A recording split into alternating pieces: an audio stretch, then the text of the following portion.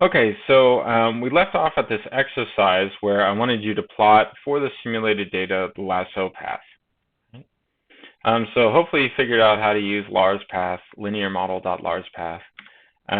And it's actually very easy. You just start with X and Y and then set your method equal to lasso.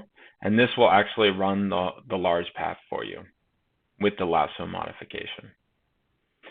Now let's focus on the set of non-zero coefficients, and then let's plot these. So let's start by plotting the set that is of non-zero coefficients in red, and then we'll go through all the remainder of them and plot them in black. And we'll set a very small line width because there's going to be 1,000 of these lines.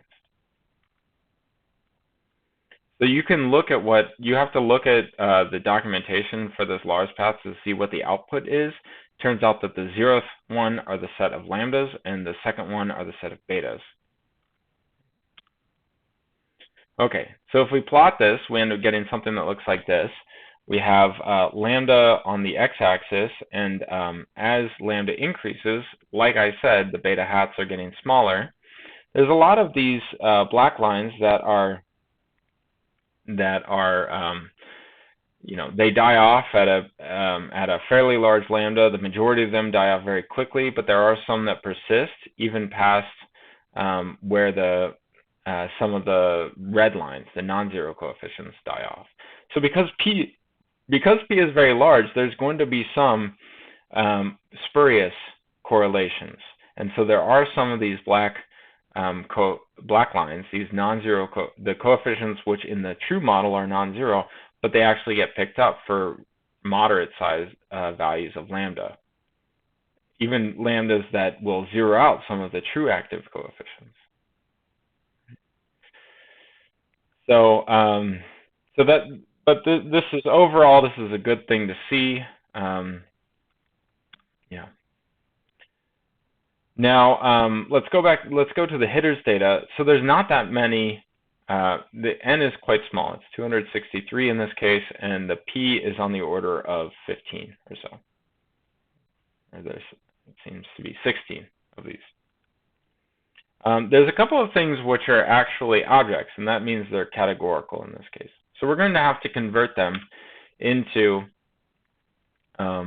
numeric. So we have the league and the division and the new league, and these are simple categorical variables. We have other variables like salary, points out, and so on.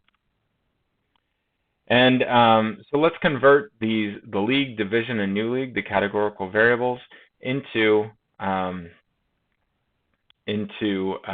dummy variables and using one-hot encoding. So instead of using scikit-learn's one-hot encoder, I'm going to use the get dummies from pandas. It's pretty straightforward. It just creates a bunch of dummy variables for each one and gives them different names. So this is actually really convenient. It's a really nice thing that pandas has done for us. Okay, so now we have a bunch of float variables and some ints.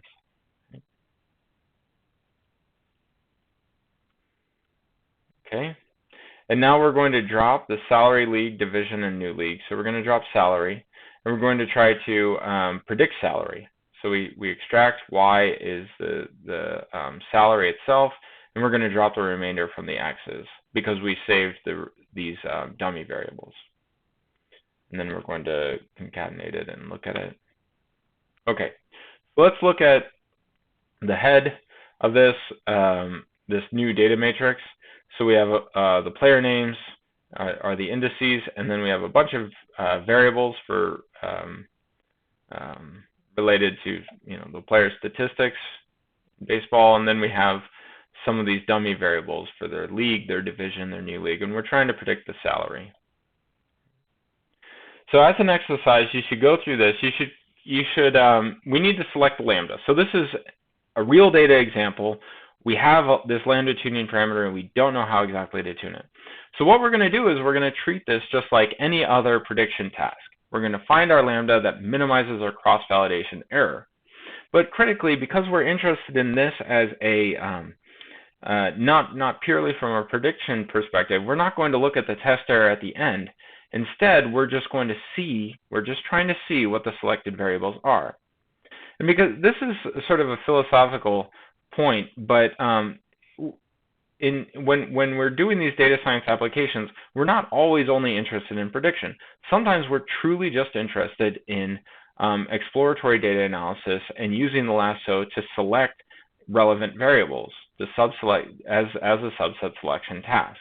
Right? So I'm thinking of this as a subset selection task. I want to know which of these variables are relevant to the salary.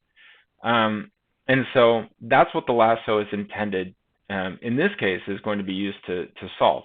That's why I'm not doing a separate test set and then a separate validation set holdout, because I'm never going to look at a test error.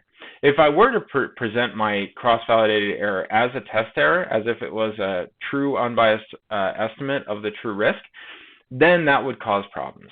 Then you should rightfully say, James, what are you doing? You know that this is not an unbiased risk estimator. But in our case, I'm only interested in which is the actual active set. I want to be able to say that, say, the at-bats, the C runs, maybe the league, those are the relevant variables, right? So what I'm going to do is use cross-validation to tune my lambda, because otherwise, if I didn't cross-validate, if I just used training error, it would select the smallest lambda possible, because my test error is going to be smallest for ordinary least squares. Right? But because I'm just introducing bias by increasing lambda. So I still need to cross-validate. But at the end of the day, I'm just going to be looking at the active set. I'm not going to be looking at a test error. So I'm not going to do a separate test holdout. So let's cross-validate, and it turns out that there's a lasso CV method in scikit-learn. Quite nice. And you can create a leave one out cross-validator using this model selection.leaveOneOut, and then pass this to lasso CV, and it will use this cross-validator to cross-validate. And this is through the CV argument. So look at the documentation if you're not sure about how to do this. And then let's look at the return fit and the selected lambda. That's what we're interested in.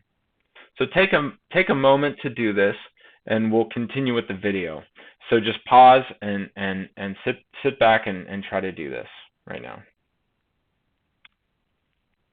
Okay. So this is my answer to 5.4. It's pretty straightforward. Scikit-learn gives you some very nice methods for solving this problem.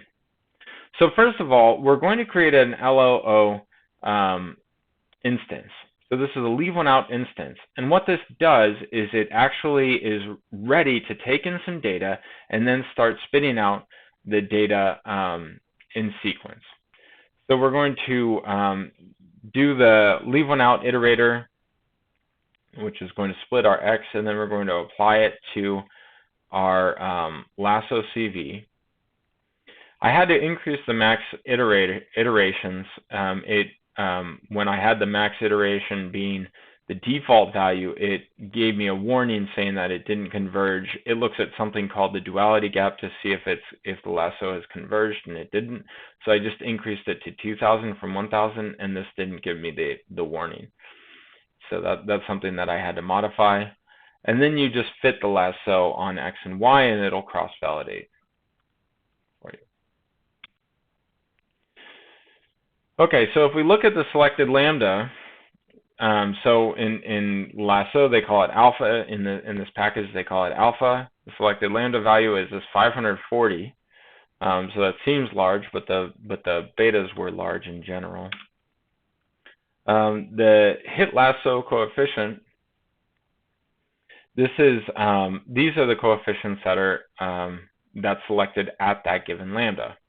So this is, if you just look at the documentation, this is something you can see this in the documentation from scikit-learn. So it sends a lot of these to 0.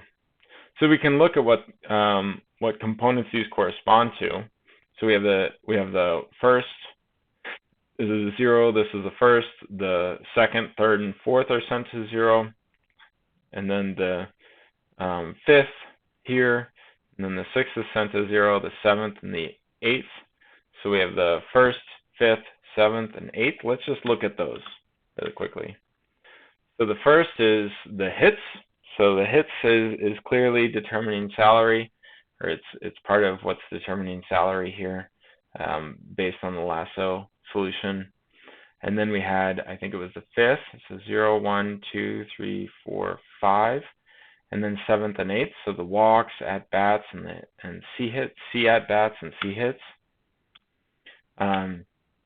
So this is some way that we can do this exploratory analysis with the lasso. We can compare it to what forward stage-wise regression got. So forward stage-wise regression got a very different solution. It didn't send that 0th component to 0. It did select the second one, but then it didn't select the 7th and 8th components as well. So it gives you something very different. There's quite a few differences in terms of what it excluded and didn't exclude, and this is because it's by nature greedy. Okay, so this is the end. We applied a greedy method that's not exactly the same as the forward stepwise, but still a greedy method that does this, gives you this. Okay, so that ends the lecture. Hopefully it was informative. Thank you very much.